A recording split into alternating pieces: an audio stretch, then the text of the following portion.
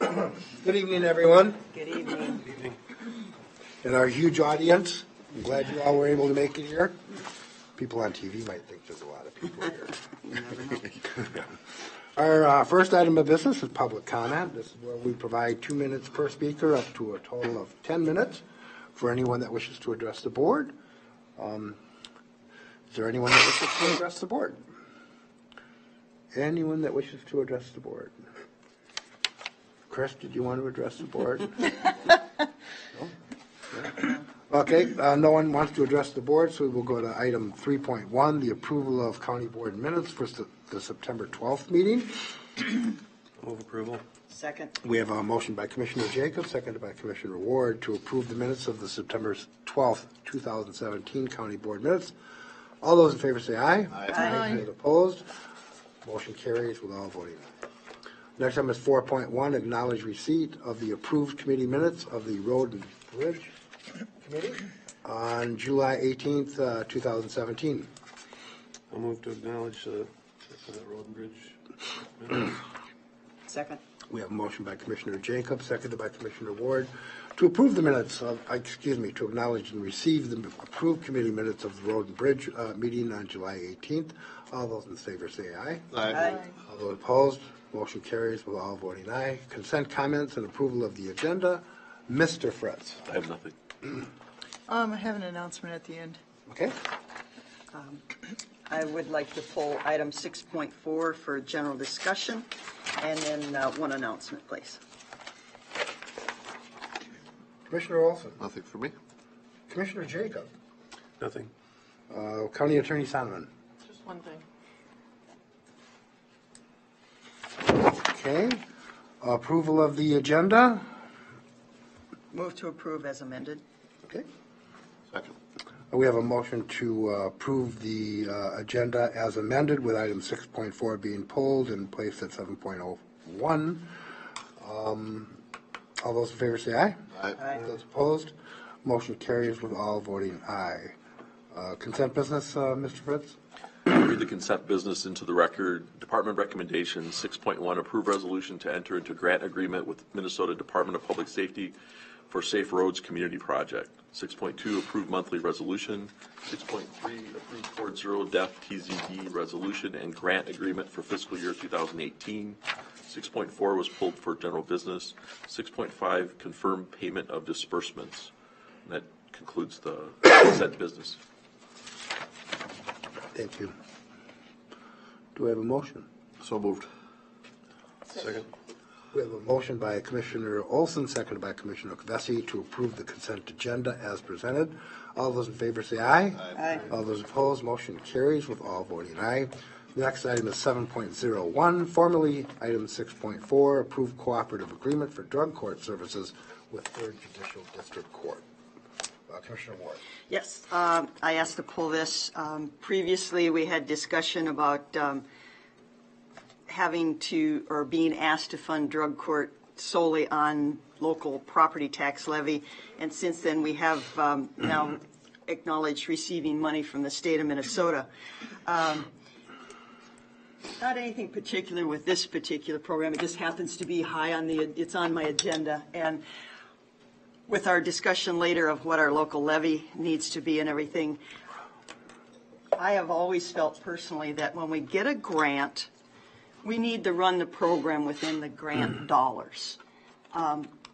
We can't keep overfunding, overspending what this is at this point a proven drug court. But if the 3rd Judicial District and the district courts in the state of Minnesota only think we need $79,000 to run it, I personally think we need to use their money to run it and go from there, rather than keep adding local property taxes into the budget. So I would support accepting the grant, but I cannot accept the extra additional monies for the program. Ms. Sonneman.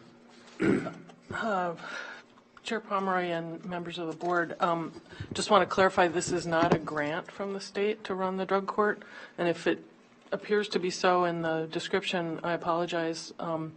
but it is actually money that the state has allotted for drug courts, and the 3rd Judicial District got funding, and Winona County District Court for the drug court got the $79,000, which then, if the board recalls, you did approve a agreement by which the money would be funneled through the county to pay for drug court.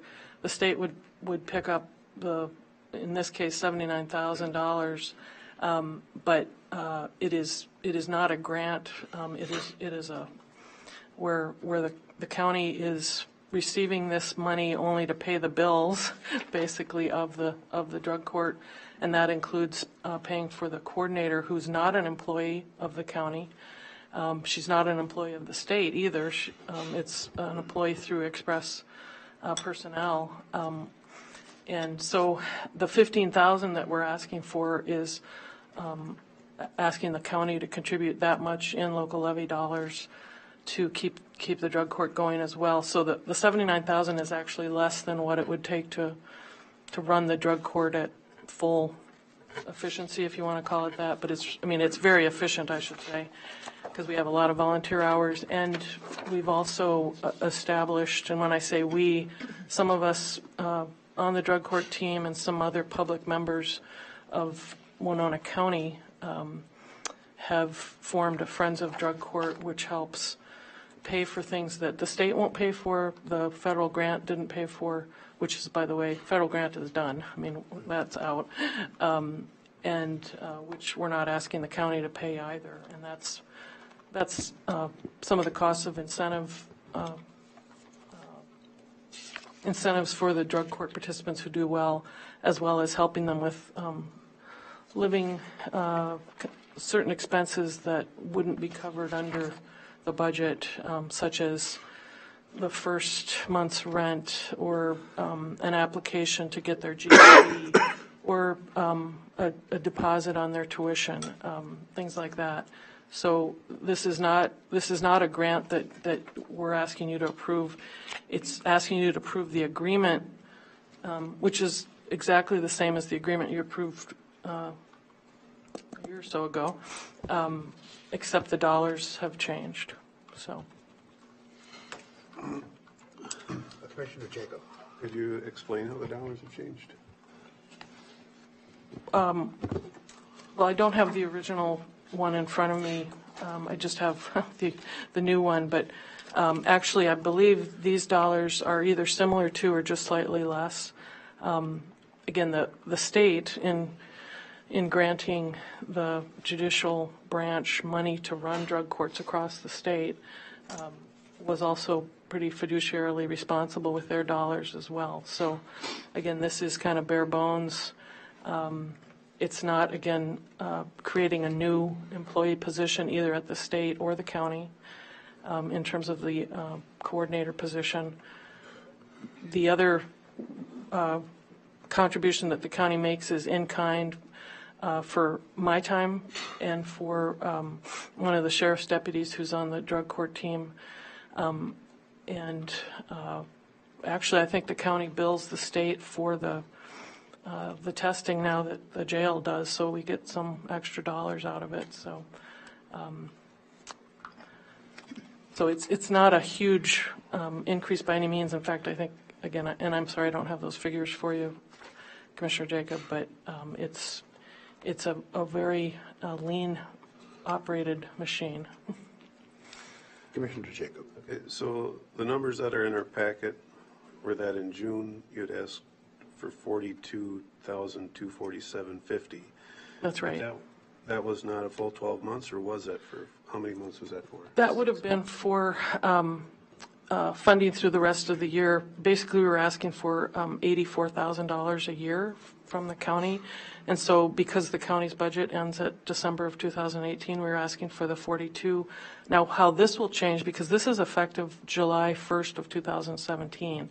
So that'll be something that Pat will have to figure out, I guess, as far as the money's coming in from the state, and then reducing that 42,000 then essentially to the 15,000 a year, so it's 7,500 that the county would be paying for the 6 months of 2017. I guess, So it's reducing the county's obligation, or what you, if you recall, when we did come before you and talk about the fact that the legislature had a delay in the funding approval and things like that, we asked for this, the 42,000 as a bridge fund, essentially, or a stopgap. So now what this is representing is that the county won't have to pay that 42,000. I mean, you've paid it, but there'll be the reimbursement since the monies will be there from the state as of July 1st, 2017. okay, but you had said 84,000 is what it takes to, That was the budget that we put together for the purposes of asking for money from the county to help continue the drug court and not have to close it down. And so the 79,000 represents what the state of Minnesota will be funding, and then 15,000 we're asking from the county on an annual basis. So that's what, $94,000, right? Mm-hmm. you're asking for a $10,000 increase from where you were at June. Well, we're actually asking 79. for only 15,000 from the county, not 42. Well, I'm asking what your budget is. And you said it had been 84.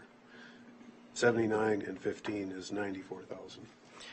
Well, this also includes a wage raise for the coordinator, and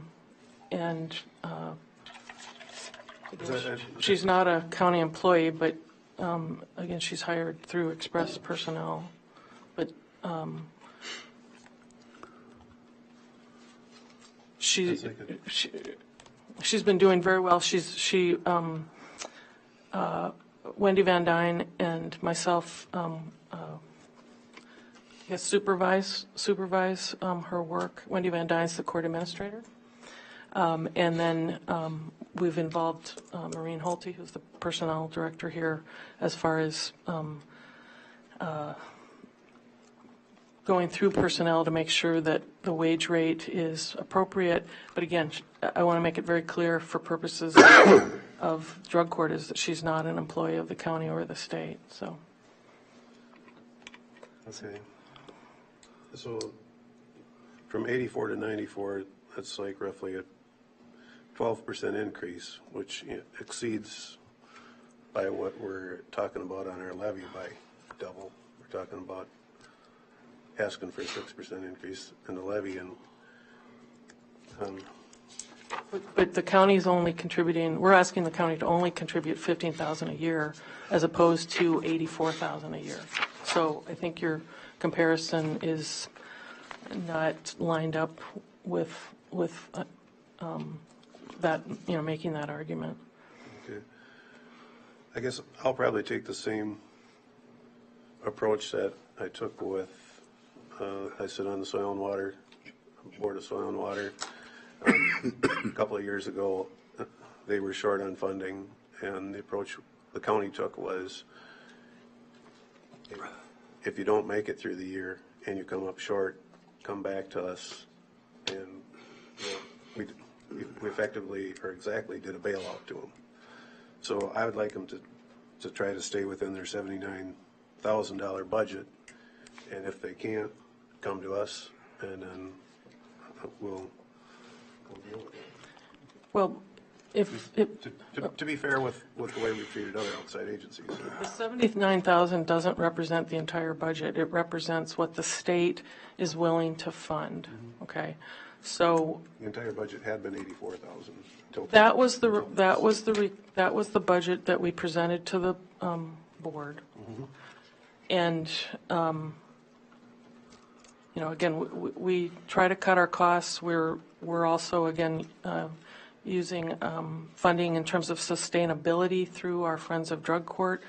The county already provides in-kind support, but we're asking the county to support the drug court to the tune of $15,000 a year, which frankly you're saving in jail time alone much more than that. I could give you the figures. I'm not, I wasn't advised that this was going to be put on the general agenda this evening, but, and so I can prepare all the figures that you might want to see. 79,000 or even 84 or 94 actually to run the drug court.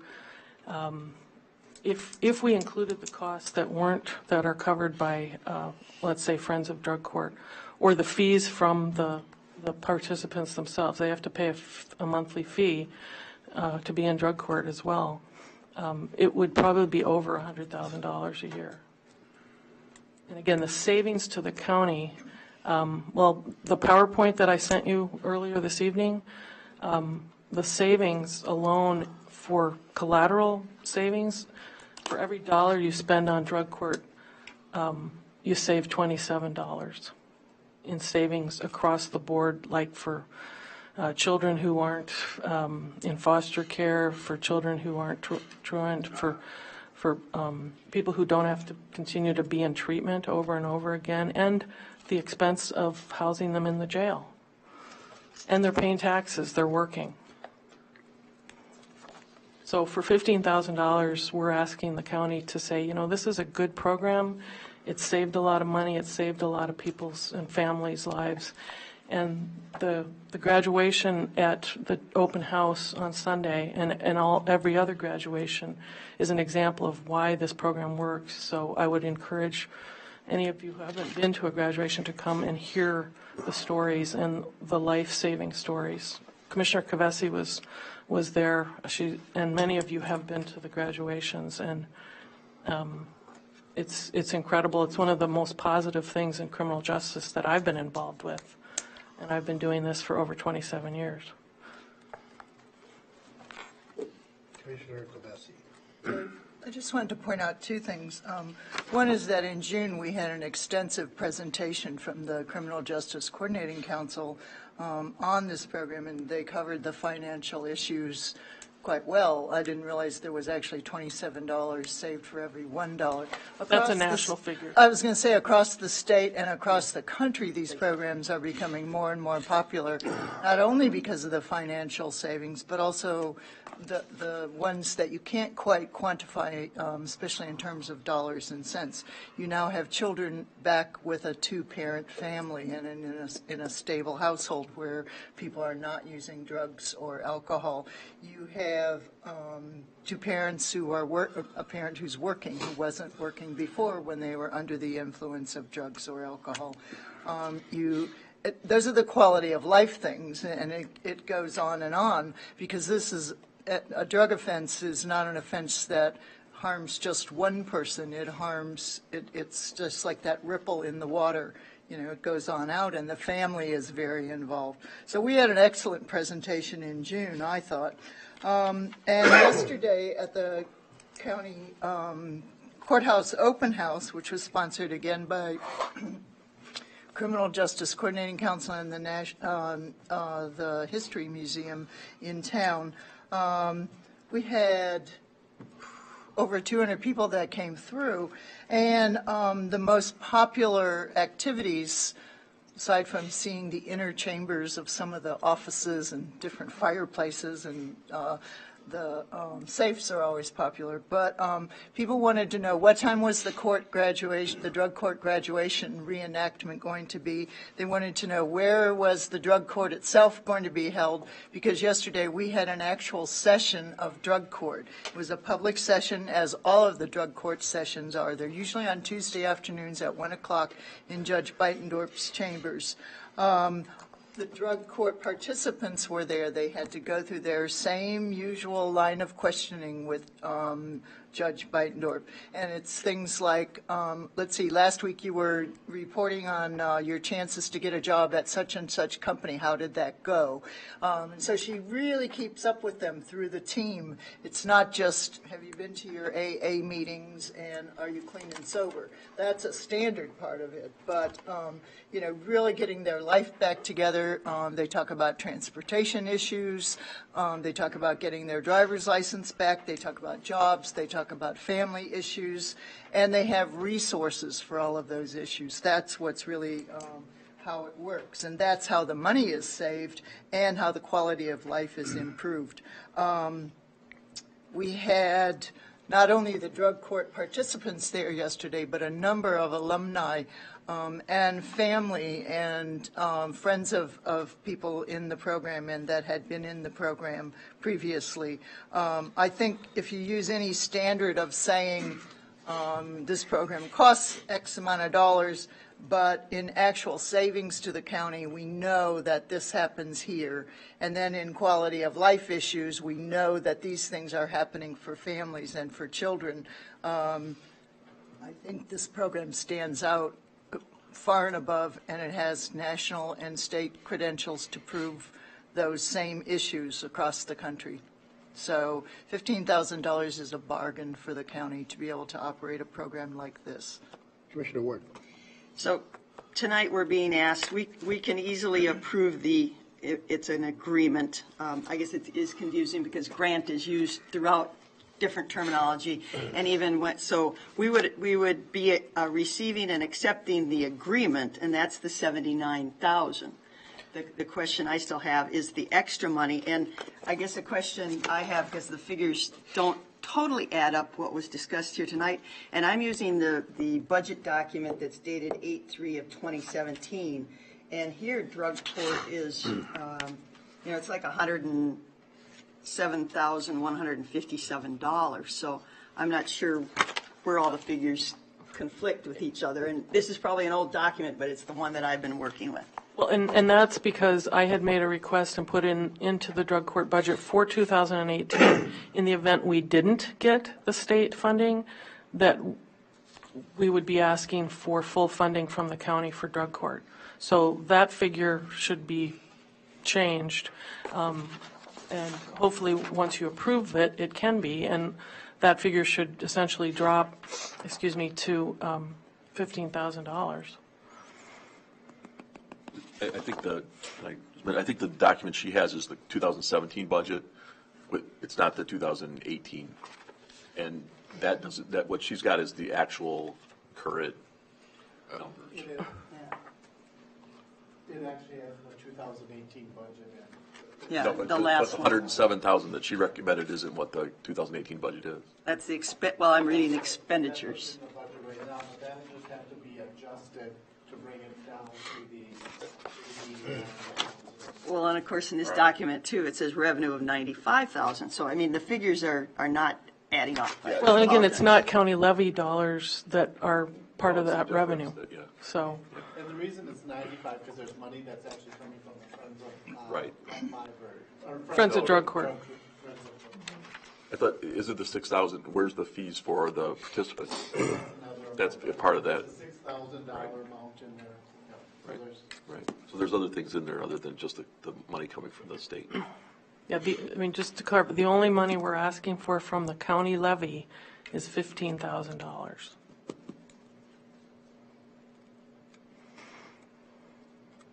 But you couldn't do a crackjack job with the 79,000 that the state sees fit to fund this. The state sees fit to fund that with the expectation that the counties will also chip in something. I don't see that here, though. I mean, I don't know who at the state, if it's the judges, the judicial. They haven't asked us. They're just assuming we will. And you know what? When you assume, what happens? So I mean, I guess, and you're right. We're not. It's not a matching. It's not a grant where we've got to match some. But we are spending a lot of money, because if you look at the amount of staff that it's required, and those people are on payroll. So I mean, it is a very. It's part of their job. It's paid staff. Yeah, these people are on probation. The participants are all on felony No, I probation. mean our staff. No, but I mean, the Yourself. people involved in supervising the program would be there anyways, except for the drug court coordinator, and that's, most of the funding goes to that salary. So, But if you did a true cost analysis of any program, you'd have to add the dollars, your salary, and every other, the way I've seen cost analysis done. Well- I would gladly sign the agreement, $79,000 from the state of Minnesota. Commissioner Jacob. Yeah, I too I wonder if we can break this into two different pieces. I certainly want to support the 79,000 that gets moved forward. And I would like to know what the figures are of, you said there's the Friends of the Court system. Friends of Drug Court. It's a what nonprofit, so. what their contribution is and what the, you said there's some fees paid by the actual participants too. That's correct. So, I'd like to know what the total budget comes to. And no one has to reiterate or repeat to me all the good things that the drug court does. I don't question that. I agree wholeheartedly. Doing great things for the community. In the interest of maybe, I think, encouraging departments to stay within their budget, I would prefer to handle it the way we handled it with soil and water, where they put forth what they needed. We said, no, we're going to fund you what we funded you last year. And then if you need an emergency bailout at the end of the year, come to us. We took care of it that way, rather than just funding the money up front. And then I guess in kind of defense of, we talk about what a great return on the dollar this is. I'm sure it is. But at the same time, you're asking me on a night that we're dealing with our budget, how much we're going to take from the citizens of Winona County. All the citizens who manage their lives so well that they don't need any of these services, we're going to penalize them monetarily to serve these other people who need the service. So, so for me, I want to be compassionate with those people too. Well, if I can speak to that, Yep. some of those people may need drug court in the future. We've had families, I've had people come up to me, parents who are, they're in various professions and their kids get in trouble and they say, we are so glad that that my child is going through drug court. And we've got young people in drug court, we've got older people, we have got all ages. But it's there for anybody who needs it.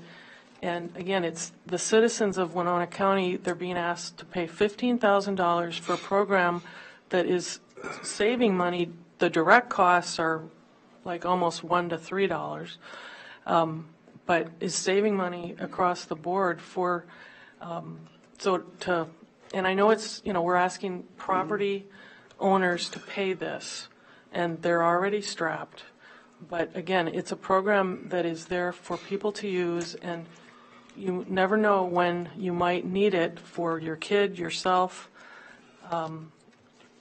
It's one of those proven programs, as Commissioner Kavesi was saying, that works. And you can't say that a lot about other government programs. I think from a cost-benefit basis, I think it more than pays for itself. I'm not sure what happened with the development of your budget figures early on. I know that we were looking at about $85,000 a year previously. In looking at the state, because we don't get federal funds for this anymore, and the state's handling it, we didn't know where the state was going to come in on this. In fact, we thought we might be looking at the possibility of having to consider $85,000 to $90,000 a year. And I think that, I think the state wants to participate with those that have some skin in the game. And on that basis, I'm more than comfortable with it just as it is. Commissioner Olson. In lieu of all the opinions for and against, I will make a motion that we approve the cooperative agreement and the $15,000 in the budget. I second that. We have a motion by Commissioner Olson, seconded by Commissioner Kavesi to approve the agreement. Any other questions? Yeah, so, Excuse me, go ahead. yep. I would support it at 79,000, and if funds are needed later, come back to the county. But as it's presented, I'll vote against it. I believe it's, I totally believe it's good work. But that's the way I'd prefer to approach it. And I would say that I appreciate your thoughts on that, and certainly I find no fault in it. I guess the only concern that I have is that in some way, we're saying that we're willing to take your money, state of Minnesota, but we're not willing to put a dime of our own in it. And I think that, it's a participatory program. We're partnering with the state to make this happen, and, on that basis, I kind of feel like we need to have some skin in the game, too. But I certainly acknowledge your answer. Commissioner Ward. Again, I would, support wholeheartedly taking the state's money and run the program. I am concerned and confused by, again, I'll refer to the 8.3 document. It has Program 192, and it does say drug court grant. Now, it is zero for 2018, but when you start looking at that line item, we're talking about $213,000. So I'm not sure where my document. This is page 51 of that 8.3 document, drug court, and I'm not sure where that all adds up. So It's not 213, I know that. Okay, well, we need clarity. Maybe it's just the way this is all laid out. Well, it but does- the county attorney's budget is huge. I mean, you've got a lot in your total budget. Well, that's because I've been in the drug court and can't remember what else is included in my budget. So, That's the things you have but drug control court over. is really separate from. So, I mean, I need clarity what we're operations. really running this drug court at some point in time. Yeah, depending on what the outcome tonight was, we'll revise the budget, and the difference between what the state and the other revenues, my understanding, basically the difference in revenues and expense would be the 15,000 as the motion is right now. So you would find that eventually would show whatever the costs are that Karen says is needed to run the drug court minus the revenues, and the difference should be the $15,000 that the county would be paying. Okay, and I probably do have to apologize because now I'm looking closer at the numbers. There's and maybe a rural crime.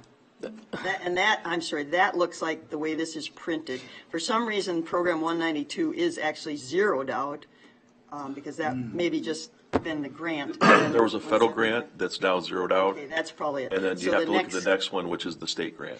Right, so the next category is Program 199, rural crime, which that is, and I apologize for the wrong, that's at $213,000.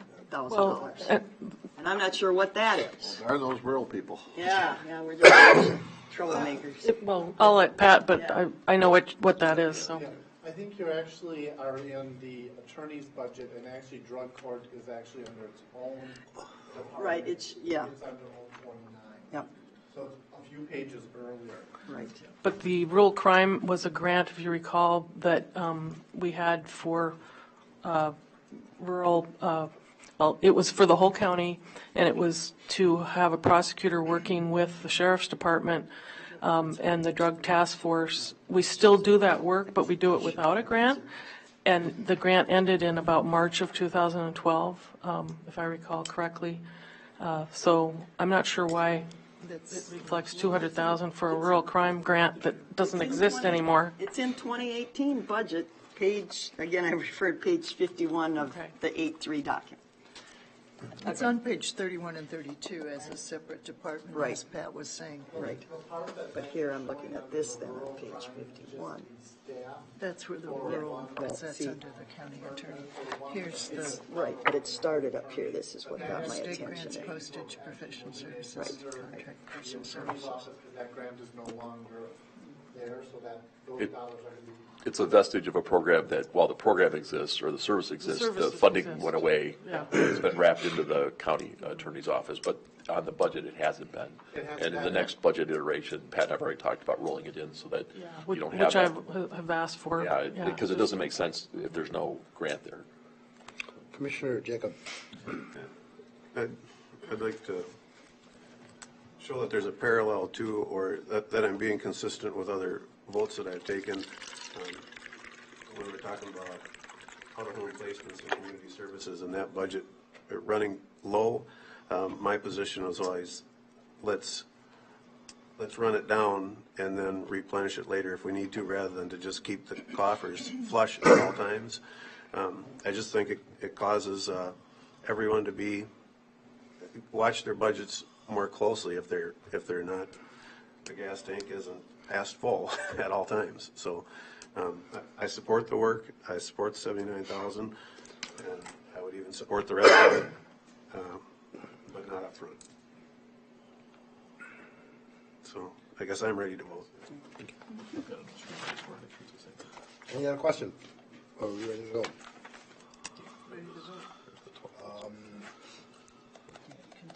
We had a motion by Commissioner Olson, seconded by Commissioner Kavesi, to approve the agreement and funding as presented. Well, All those in favor say aye. Aye. Aye. Those opposed? Aye. Motion carries 3-2. Next item is approved public safety. That doesn't read right.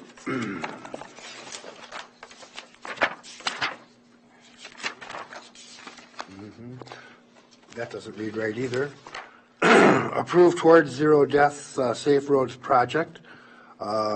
This is a grant and in the amount of $16,000 for TZD for Safe Roads for 2018. Second. We have a motion by Commissioner Olson, seconded by Commissioner Kavesi to approve the Towards Zero Death grant agreement. All those in favor say aye. Aye. Those opposed? I'm sorry. Do you have any questions? Well, we do have a budget summary with this. And one of the questions I have is under salary and fringe, and then they have TZD, Safe Roads Coordinator. That is just one position, right? Right. It's not, and the bulk of the grant is for that position. Yeah, the grant's only $16,000 and there's no local match. Okay. And I guess one thing that I always strive for in government is, okay, so we've got a $16,000 grant, and we get all these grants in many different areas, in all areas of government, but are we running a tally sheet, so when we hit that $15,999, we got $1 left on the books, we stop expenditures? well, it depends on what kind of grant it is. I mean, in this case, if you're paying for a portion of a deputy or someone to enforce the grant, a coordinator, so to speak, well, the deputy's salary is obviously more than that. So, Right. It's just paying a portion of it. So there's no meter running to get to the 16,000. You just get the 16,000. But I don't know that we There are are held some- as accountable as we can or should be with, quote, grants. It's allocated to that salary. In some cases, it depends on the grant, because in community services, for instance, there are some that are like that, where you have to, you don't want to exceed the grant. There are other ones where you get an allocation. There are other ones you get paid per contact. So they're all over the place. But this particular one is, you get the 16,000. It's to run the program. It is all audited. Yeah. It is audited, but I think would prefer the county to be a little closer scrutiny or have a system to trigger where the dollars are going and when they're close to running out. Commissioner Request Kavesi. for the future. In my mind, this is another one of those programs where we get a small amount from the state, and we provide the services. This is safety, public safety, reducing road deaths. We had a presentation. We all got buttons to wear. This program, we have $16,000. The program has to be completed whether the person in charge of it puts in 1 hour extra after they have used up $16,000 worth of money. This is another case where we're asking our employees to continue and to, kind of go above and beyond. If we wanted to make this a grand program, if we had other ideas about how to take our deaths really down to zero and it cost money, we could look into that, and it would probably we would probably end up putting local dollars into it if we felt that it was a priority and an appropriate use of public money. Right now, we're spending $16,000. We're still asking that person to do all of the duties. They don't stop after they've spent $16,000. They continue to carry that message on. Well, I don't think so. I mean, if they're on payroll for $16,000, they're on payroll for $16,000, period. Right, but if it's attached to one of their regular jobs, we don't hire somebody for Right, $16,000. Right. It's you, and you already have a salary, and this is also one of your duties. Okay. So you don't stop in April because gee, I must have spent. But you know. I guess what I'm thinking is you probably have to cost account for it under the grant. Well, there is a budget in here, Right. what it's Right. actually, being spent for. Mr. Fritz. Yeah, I think the, kind of getting to Commissioner Ward's point, is if you had if you're doing the towards zero death enforcement and so forth, and coordination and all that, and you spend more than $16,000 worth of time on that program, the question in the sheriff's office would be, well, do we want to do that? Is it just a continuation of our normal work, or should we just keep the amount of time allocated to roughly what we get for that 16,000? And so that's where that comes into play, and so the sheriff has to make decisions based on, we know that the program needs to be done. We know that we've got $16,000 to fund that portion, that activity, and then the rest of the time the deputy needs to be doing whatever else they do. Yeah. So we don't hire a person for 16,000 and have them. Where in that case, that's where you might have a clock running. And Okay, any other questions on this one? No? All those in favor say aye. Aye. All those opposed? Motion carries with all voting aye. The next item is 7.2, receive monthly finance and budget update for 2017. Mr. Mulga? Provide the August update. Our remaining cash in the revenue fund represents $14.2 million. Actual revenues were $486,000. Actual expenses were $1.2 million. Ending cash was $13.4 million. For the whole year, starting cash at the beginning of the year was $15.4 million. Actual revenues were $9.5 million. And actual expenses were $11.5 million. Ending cash was $13.4 million. The variance at this point is a negative $2 million, and at the same time last year was a negative $2.2 million. If you look to the very bottom, the variance at this point in time for the funds that are being presented on here are negative $592,000 compared to last year a negative $3.1 million. Most of which is highway. Yeah, I would say come back to highways, your one that brought in zero variance at the present time. The other thing that I just want to keep on pointing out to everyone that the Human Services Fund is running negative at this point. At about $1 million, a little over $1 million. Any questions on this document? If not, we'll go to the summary budget, which is beginning cash started out at $21 million. Actual revenues are $25.1 million. Actual expenses were $25.6 million. And cash is $20 million. The variance is negative $518,000 compared to a negative $3.1 million last year. Any questions on this document? If not, we'll go to the summary budget. And I do want to point out that I do have one mistake on here. I have September as the month. This is actually for August, so and we're at 67% of the way through the year. All the budgets at the present time are below 67, except for Human Services. They're running high at this point. They're at 73%.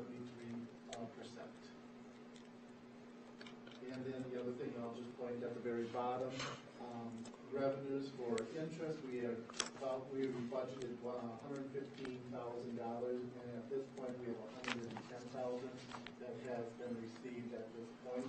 So we're doing better in that area, but again, compared to years ago, this is just a fraction of what we used to collect in interest.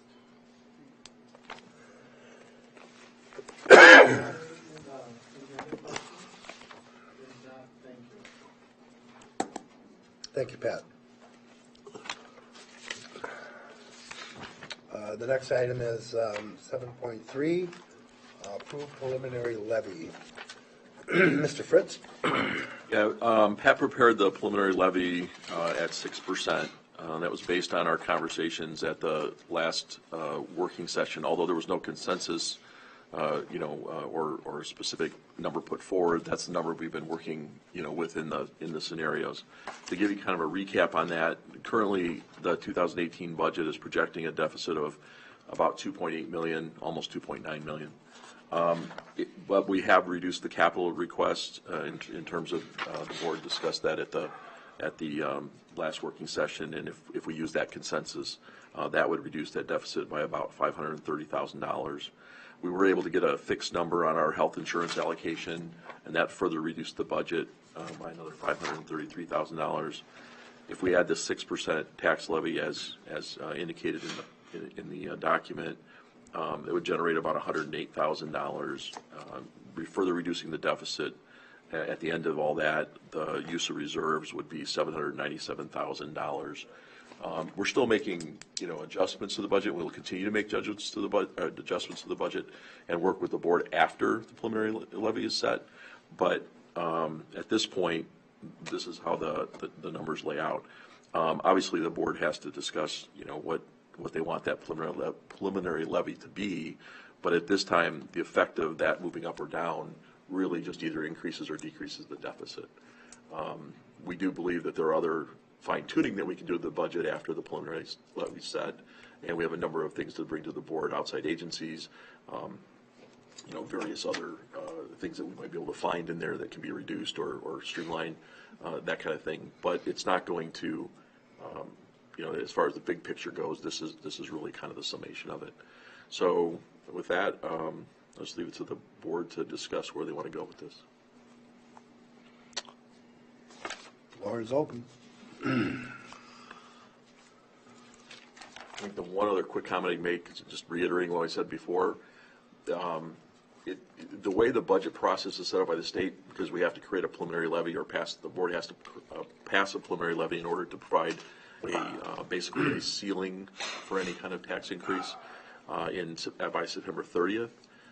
It puts us in an awkward position because it's really difficult to get projections this far away. You're really asking the departments to project out revenues and expenses, 2 or 3 months ago for next year, and that makes it really difficult. So it's almost like we really have to deal kind of with the big picture, make sure we're within, have a certain cap in mind, and then we can continue to work on the budget after that. And I understand why the legislation is like that. It gives some certainty to the process for the taxpayers, and I think that makes sense. But it does make it a little different. Instead of being able to deal with kind of the budget in a whole up front or in detail up front, you kind of have to do it as a big picture and then work backwards. So from my perspective, it makes it a little awkward for us, but that's the way it is. So. Okay.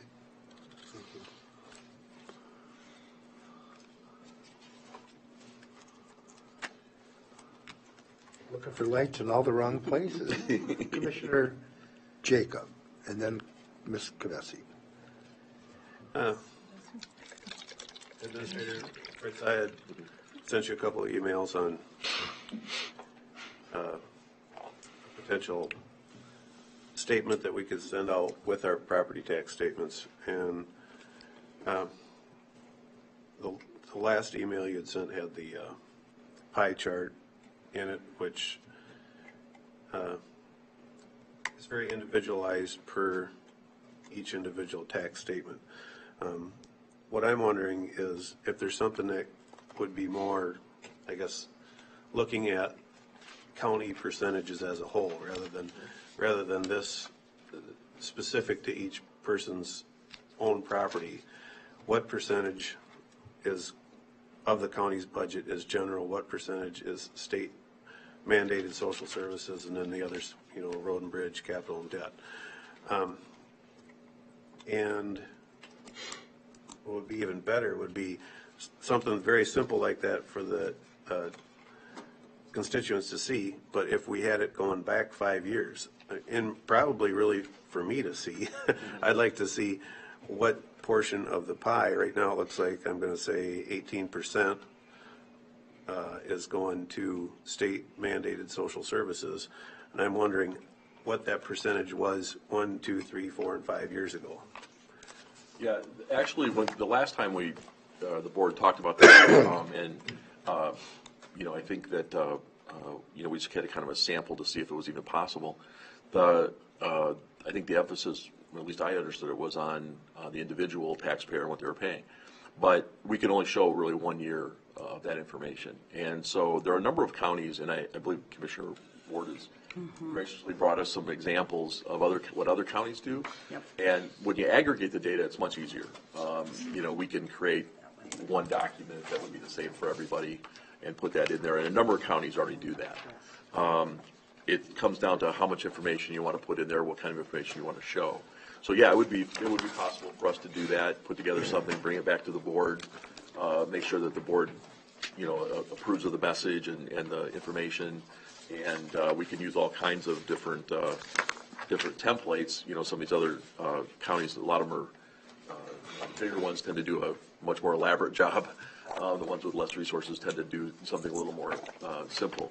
I think there's probably a median between too much information and simple information, so people can digest it properly. But certainly, yeah, we could do that. And I think what Commissioner Ward's handing out, Yeah, and I I think mean, she could speak to it, but there's some really nice. I think we need some more copies for the, yeah, I might have to have Laura make a couple more copies. I think we can find some ideas from these, and if the county board, my suggestion is if you do want to continue to, this is kind of a separate question from the preliminary levy, but if you do want to continue to pursue this, if I could get some feedback on the board on the parts they like or think are interesting or think would play well here in terms of providing that information, that would be great. And then we can kind of put some mock documents together and bring that back to the board. Yeah, I picked these up. It's nice to have friends in counties that have lots of resources. And Hennepin and Washington, the metro counties do have appreciable resources. I particularly like the Washington County one. It's kind of eye-opening and there's my list of what do we go down and cut. Right. They have done a great job of most costly mandates, the items, and then a significant mandate cost increase compared. They've really done their homework, and we'll get you copies, guys. Don't worry. So I think it's something that we can use. And then Hennepin County has a very detailed. They had a 4-page brochure. I'm not sure where they were distributing this. I think it's it says for their budget meeting, and Washington County was also for their their budget meetings.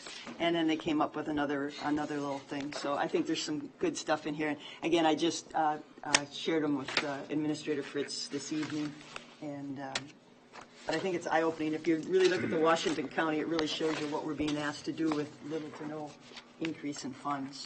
Well, I think the Washington County one is pretty exemplary. I mean, it not only tells you your most costly mandates, but also the ones suggested for repeal or reform. Yep. And then recent unfunded mandates and what they do in that taxable year. Yep. After you subtract out your new county program aid and such. So, yeah, I think it's really good. Yeah, and if you look at it, these all apply to us. Yeah, they do. Yeah. Mm-hmm. Which one is this? That's a That sample goes along copy. with I think that Hennepin County came up with that if you wanted to use it. That's when you can fill in your own Yeah, numbers you can on. put in your own data, and I'm not sure what they intended exactly to put all on the back, but you could put some things. See, But that was a good- I like the percent where everything is going, but Yep. I guess for me personally, I'd sure like to see those numbers for the last 5 years. How it's changed, the shift. Yeah. What I feel disheartened about or sad about is Winona County has been very judicious over the last 6-7 years as a whole, and we're really consuming our own county services to provide efficiencies so that the state can make their budget easier.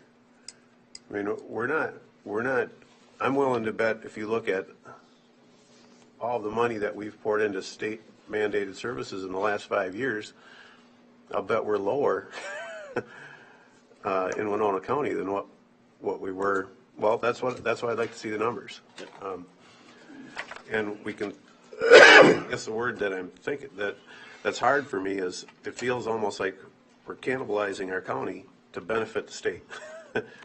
And I'm struggling with that. mean, I'm, completely opposed to raising taxes, but the tax increases we had last year really benefited the state of Minnesota. Yeah, I think the point that you're making so well, Steve, is that as we look at what happens at the state level, we have to understand that in certain areas of county governance, what we do is simply as an agent of the state. It's not as though, for instance, in our community services program, it's not as though we devise and develop programs. What we do is basically implement and operate programs on behalf of the state of Minnesota. And when you have a situation where you're the buffer between the state and its client, which is, your patients and your customers and such, we're in that precarious role where when they decide that it's always necessary to provide the service, but they don't necessarily have to pay for it in the same way that they used to before. And that's why, as the buffer, someone has to pay for that service, and that typically will end up being the county for any shortage on reimbursements. So your point's well taken. Excuse me, Commissioner Kavesi? Yeah, I had 2 points. One is, lost my 2 points, the other page. One is about just our overall decision-making. How do we determine which programs have the most potential for positive impact on our most significant issues that face our community?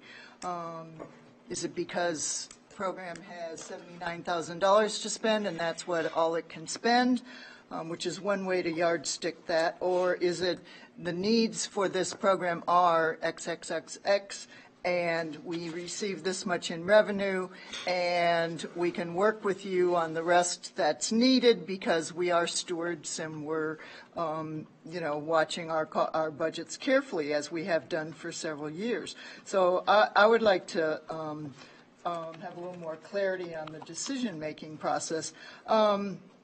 The other point on the public information and the involvement of the public in the process, that's our first community or county board goal, is that we will engage our citizens to the maximum and provide them with the resources that they can participate in the process. The budget is one of our most important processes. It should reflect our priorities. It should alert people to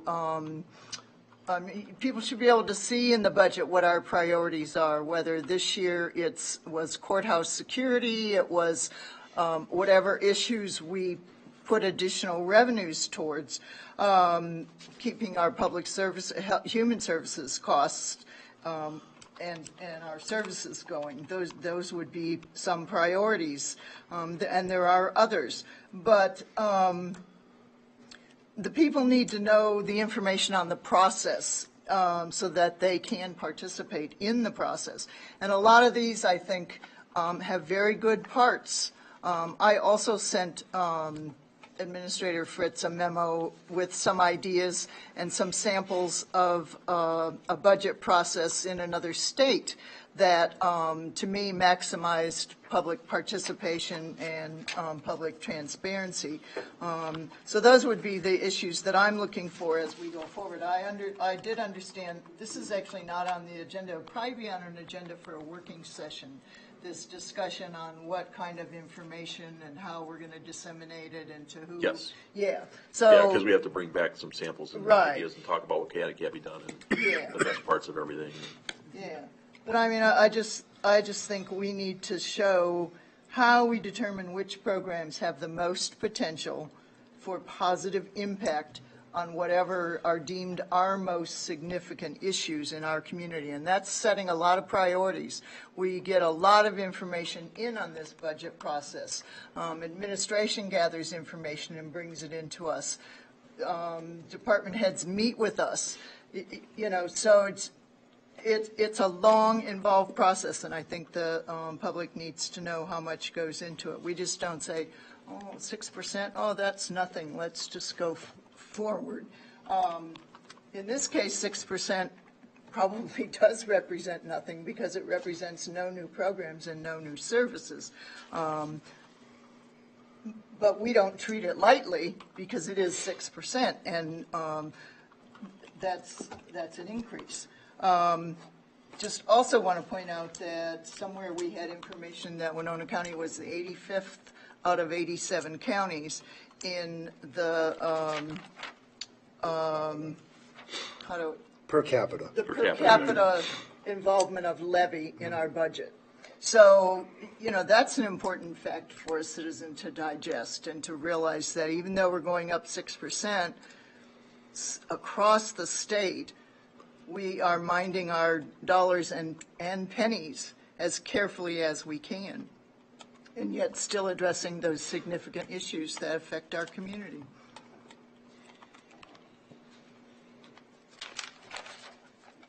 I find the budget process quite disturbing. Never enough money. Mr. Fritz. No, I was going to say, one of the, because we had, I understand what you're saying. One of the problems with the budget process is that because it's focused on basically mostly mandates or the status quo, there isn't a lot of, there are opportunities for policy discussion, like tonight where we talked about, where the county board talked about the drug court, and there are those things that come up, but there aren't a lot of them because, as Commissioner Pomeroy pointed out, we're agents of the state in certain cases. In other cases, you already have a certain number of people in the departments, whether it's highway or, and those policies are, what construction projects, what roads are going to be done. So a lot of those processes are there, but they're not, they could be more maybe highlighted, and the public could be more educated about those processes and that they're there and they work. But there aren't a lot of things to bring to the board that aren't already aren't already a part of the process. So Go ahead. So I'm just saying that from a staff perspective, the departments really can't say, well, gee, we want to do this new program, because they know that there's just not the funding there. So you don't see a lot of discussion at the staff level. You see some, we get a grant or maybe some allocation or something like that, but we don't see too much where we can say, well, gee, this is a target population we need to hit, and we'd like to ask the board for money to do that because they know that we're in a deficit situation. So. Well, I would just like to tie it back to our priorities also, but, I agree. and, I lost my train of thought. Just how the budget reflects the needs in our community. And if we looked at the drug program, which we did tonight, the drug court program, and we decided or we accepted the decision that that department had brought to us, that they have X amount of revenues from the state, and in addition, they need X amount of revenues, and we you trust them, you go over the figures yourself, it comes through committees, all of that is the kind of work that goes before that kind of remark even comes to us. People do their research and do their homework. So we're not, making decisions based on prejudices or perceptions or anything random. We're doing it as best as we can. But I would like to see it continue to grow, and I do like this option to get information out to the public, and I would like to see it on the website as some kind of interactive process, or something like that. And I think each year we can do a little more and tighten it up or sharpen it up, and, citizens will be more involved and more aware of where their money goes. Commissioner Wharton. Well, having conversations with some of my citizenry over the last couple of weeks, there is no way I can support a 6% increase because most of my constituency is literally losing money. Agriculture, every form of agriculture, nothing is worth what it's costing them to produce it. Bushel of corn, I think depending on the facts and the charts you use, it costs, and maybe probably Commissioner Jacob can tell me better because I don't plant corn, but I have family that plants corn. It costs you about $3.50 at minimum to put in a bushel of corn, and right now it's selling for still under $3 a bushel. $2.80? $2.80, about $2.80. $2.80. So, they're losing money. So it's like going to somebody, and a lot of people aren't engaged in agriculture, so this is just a total foreign concept to them. It's just like going to somebody that works for Winona State. You work hard 2 weeks, you do everything you're supposed to do and do your job great and everything, and at the end of 2 weeks, you expect a paycheck. Well, turn it around and say, well, I'm sorry, you're going to have to pay me for the privilege of working at Winona State. I mean, it's such a foreign concept to people that agriculture does lose money. And it's not just a 1-year thing. This is going on for a couple of years, and all the projections, it will continue into the future. So I've got the agriculture element losing money. I can go down the county roads or the city streets in Lewiston and talk to some dear sweet little old ladies who are on fixed incomes. They did not get a Social Security increase. They have minimal pensions that, don't cover any increases.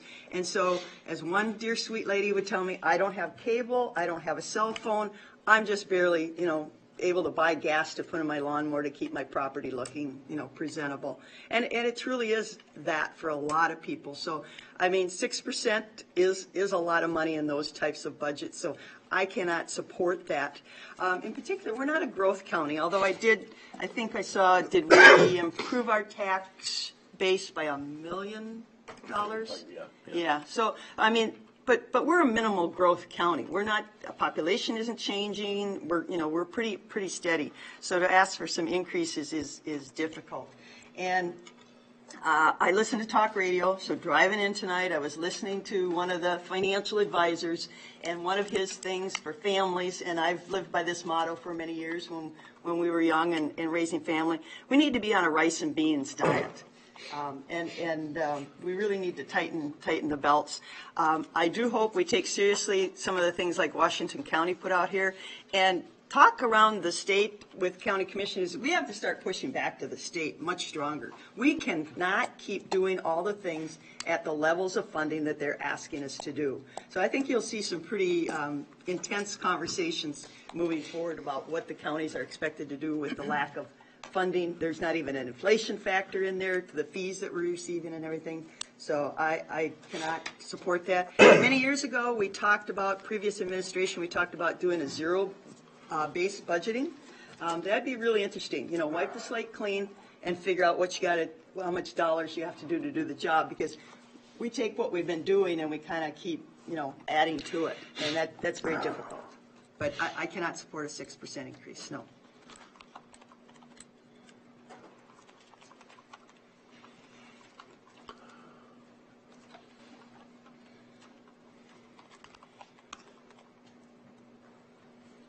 Any discussion? Commissioner Jacob. Yeah, I'd certainly agree with a lot of what Commissioner Ward is saying there. And there are, representing a rural population, you do view the citizenry maybe differently than if you live in town. I drive by these vast tracts of bare land, 500-600 acres or more, with not a dwelling on them. We have many parcels in the county that have no dwellings, and it's hard to make the connection between that land that's not demanding any services needing to pay for services that are wanted by the population. So it's tough to make that connection, and I guess a little bit like I think Commissioner Pomeroy and Commissioner Olson, when the half-cent sales tax came forward, you both voted against it, and your reasoning was that we want to hold the state accountable. So to me, it's a little bit the same thing here. If I vote for the tax increase, it's really letting the state off the hook, just in the same way. And I'd say it's a place where we probably view it's easy, or just from the districts we come from, things are viewed differently. One thing that empty tract of land does need is some type of transportation infrastructure to get the crop to and from the field. That's one of the only things that it demands.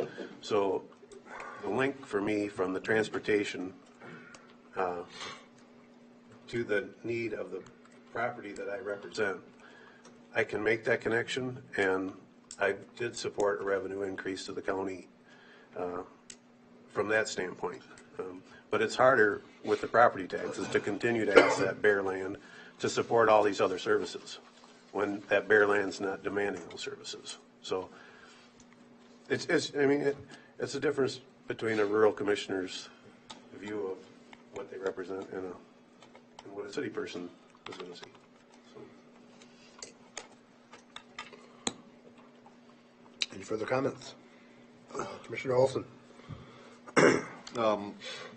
Appreciate everybody's comments tonight. They're very meaningful. And just to clarify, in our proposed budget for 2018, we are not increasing highway funds by the highway department budget by 6%, are we? No. That's a zero? No, well, the highway budget, it's complicated in the fact that you've got a bunch more projects because of the sales tax. And the projects also, just from the regular revenue sources that we get for road and bridge, vacillate, between the years. So, but if you're looking at just the base, basically the cost of maintenance, the cost of personnel and so forth, I don't know what the exact number is, but they went up, we'd have to figure out what they went up, but they went up like the other departments. So they went up based on your labor cost and those things. So it could be 5%, somewhere in there. The other thing that's in this budget, or that we'll have to accommodate, is, this year we spent a lot on gravel, and so we'll have to see if we think we're going to spend more because of the road, the rain, and all that kind of stuff. So we spent a lot more on materials this year than we did in the past. We don't know if that'll go. You can't predict the future, so you kind of try to budget, but that might impact it a little more in the future. But. And I guess as we've sat through, budget meetings, and there is no grand solution other than to, push back to the state. And we've been having that discussion for years, and now I see other counties are, providing some strong language that we cannot continue to do this, and through our partners with AMC, and I'm hoping that, we've invited our legislators here, and certainly they've heard it loud and clear, but they just kind of walk out of the room and it shrugs off their shoulders. Without a grand solution, we do have to continue to operate, and I don't see anything short of approving the preliminary levy as presented tonight. I'll do that in a motion. A second. We have a motion by Commissioner Olson to adopt the resolution presented tonight, which would establish a preliminary levy of 6%, which cannot be exceeded, but could go down. Motion seconded by Commissioner Kovesi, sorry. Any further discussion? I'm sorry. Oh, Stephen.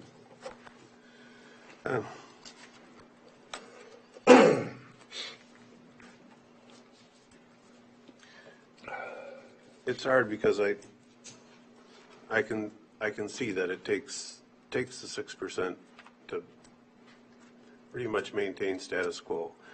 I've got to point out that there's been no commissioner who's been more willing to look at privatizing services. I've suggested privatizing the License Bureau. I was the push behind privatizing our county surveyor's office, consolidation of buildings, not paving our shoulders of our roads wasn't real popular. But I've been more willing to look at ways to resolve our budget without just increasing the levy. And that included the tough decision to look at the revenue stream with a half-cent sales tax. So I'm gonna vote against the 6%, and that's gonna. I just wanted to state my reasoning behind it. So okay. I'm still willing to look at other options. Okay, any other discussion? All those in favor say aye. Aye. Aye. Those opposed? Aye. Motion carries. Yeah, I got you. I got you. I think Marcia voted Marcia voted twice. no. I voted no. I heard her vote yes also, though. No. I was concentrating on some thoughts, So but no. you did it in the right sequence. It's a long day. It was chronologically correct, so no problem. You got it. Committee reports and communications, we have Commissioner Kovesi for an item. Yeah, I just wanted to announce that Department of Human Services at the state is setting up a series of listening sessions around the state, and there is one in October, on October the 11th at the Tao Center, and it is from 3 to 5 p.m.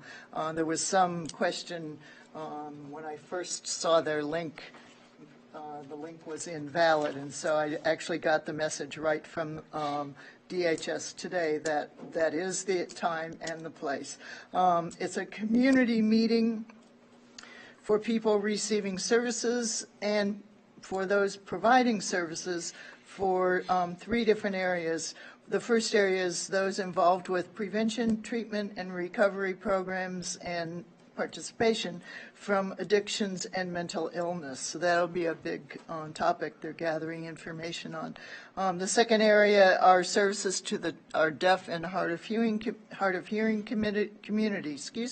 And the third area is in the area of housing. So I think that's before our next board meeting. So I just wanted to point out that it will be October 11th, a listening session with Department of Human Services at the Tao Center from 3 to 5.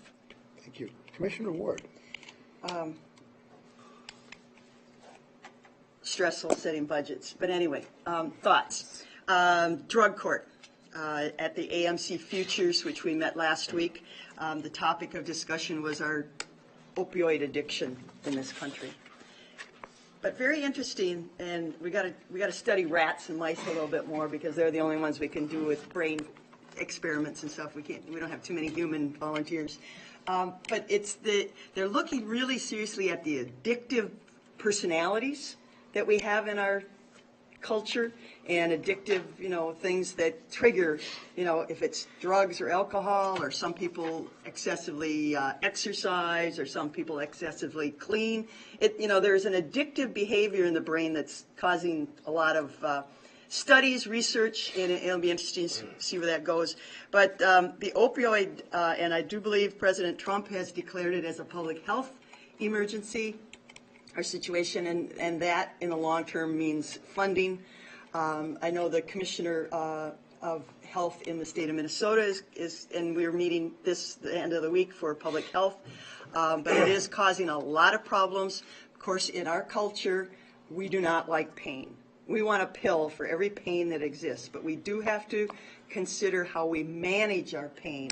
And it's a lot of times it's our doctors have been given information. Many years ago, there was a major medical research saying that opioids and certain drugs were not addictive.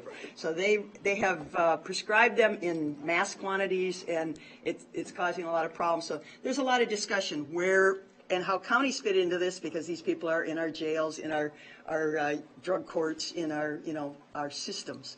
So a lot of research being done, a lot of things being explored as far as the opioid use.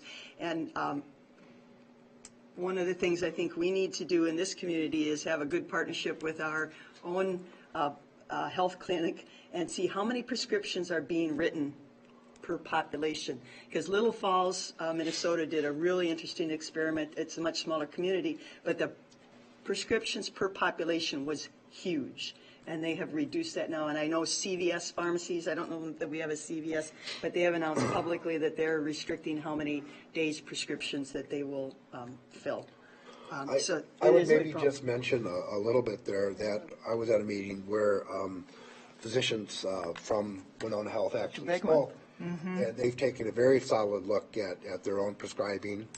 And with the new information that's presently available, I believe that they have really made some strong efforts towards what you've been talking about right here, so. They established a controlled medicine clinic. Right. Yes. So you don't just go to the regular doctor, you go to the clinic if you need those kinds of prescriptions. So nobody can say on Friday afternoon, call in and say, you know, I lost my pills, could I just have a carryover? And, you know, any of those kinds of things that I don't know if they were happening, but, you know, those are the ways the abuse comes in. On the futures things, too, in terms of the addictive personality, I think what also needs to be part of that discussion are the prevention programs. And we're knowing more through the ACEs study, which is a study that began in 1990, on what would cause addictive personalities and what can mitigate them, how you can build resiliency to those kinds of attractions and those, you know, and those issues. So I hope that that's part of the discussion also, but because that is part of the addictive personality, part of heading it off before it gets a real strong hold on you. So, Stay tuned. Thank you, Marcia. County Attorney Sonneman. Thank you.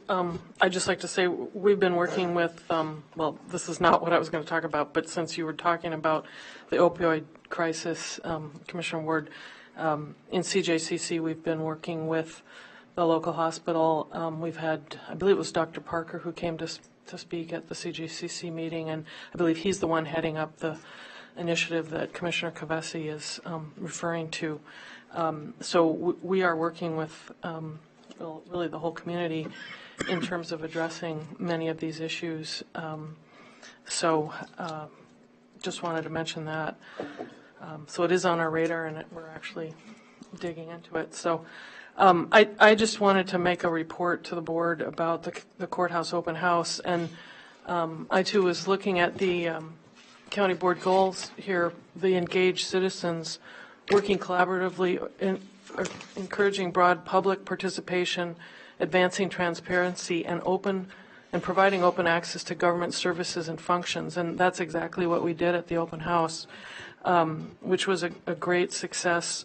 We had over 200 people, and 155 of them signed our guest book. So between all the guides, I picked up kind of an estimate.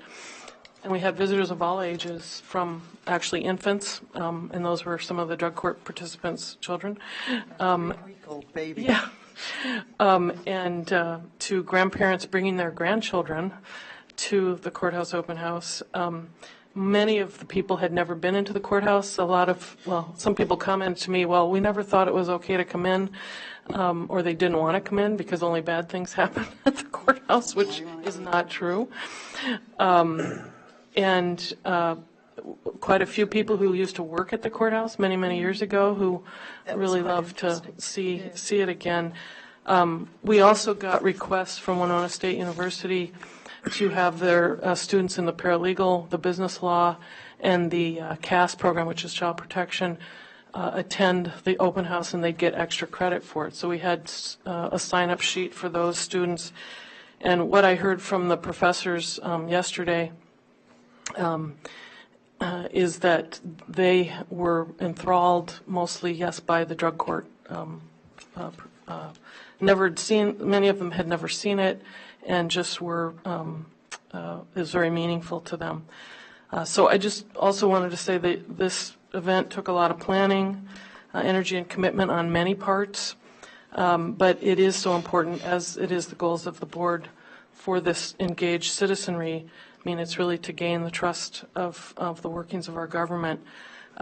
Many people spoke to me, thanked us for doing this, and it was really, really good for them to see.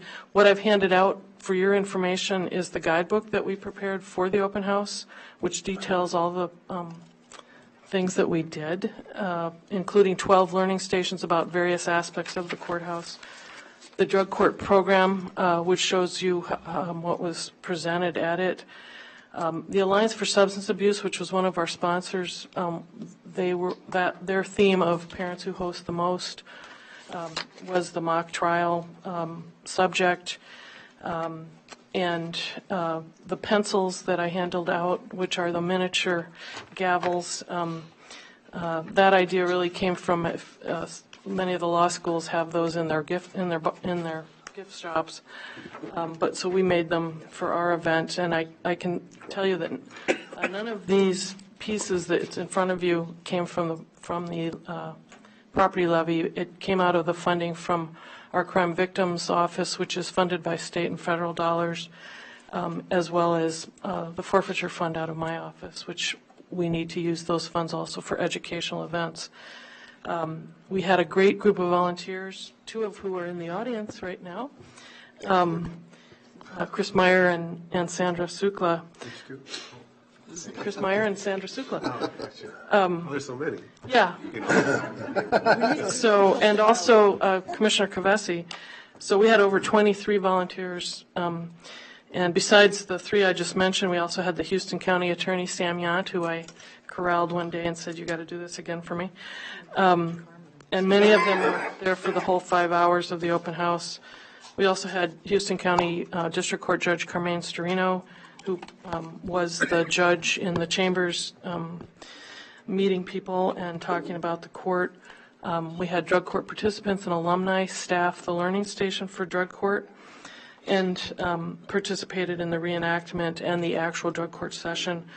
There were many volunteers for the cast and crew of ASAP, and I did provide that playbill for you to see that. I want to thank also the open house work group. I chaired the work group. It's a function of our CJCC Community Outreach and Diversity Committee. And I also want to say a special thanks to the County Maintenance Department. They worked on Friday afternoon to help set up the tables and chairs and put up our banner. And then because we didn't have lights, because I forgot about the lights, Daryl came over on Sunday to turn those on for us. And then Lacey and County Administration helped make sure that we had air conditioning on Sunday, since the air conditioning usually goes off. It's not historical. It should have been hot. Well, in the early days of the courthouse, the windows opened, Yeah. so that would have been nice, yeah. So again, I want to thank our sponsors, though, too, and again, this is a collaborative effort. It was CJCC, obviously, ASAP, Project Fine, which helped with our brochures. We had brochures in Hmong and Spanish that were separate. Bless you. The Historical Society, and the Drug Court of Winona County, and then our Crime Victims Office. And I also made a presentation to the History Center Food for Thought series last Thursday, and I've provided you a copy of that PowerPoint. And if you want to see the real PowerPoint that has all the fun transitions, let me know. So anyways, it was a great event, and since they're here, I want to thank Chris and Sandra for being there. And it was great to have the auditor treasurer there to talk about her vaults, right, Sandra? Yeah, so anyways, so thank you. Thank you. Thank you. Thanks. Thank you all. Okay, Do we have a motion to adjourn? so move. That's Craig's job. Second. Oh, who made it? I did. Marie. Okay, we have a motion by Commissioner Bessie, seconded by Commissioner Olson to adjourn the meeting. All in favor, say aye. Aye. Motion carries. All voting aye. We're adjourned.